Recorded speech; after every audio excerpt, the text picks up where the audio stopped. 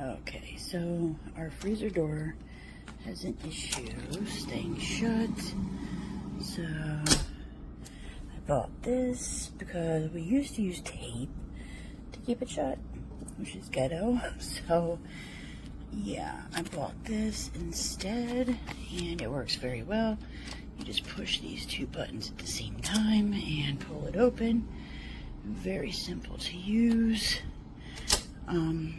My daughter is a nut and like pulled this without trying to push the buttons to open it first, and it did come like off a little bit, as you can see, like the crack there, but otherwise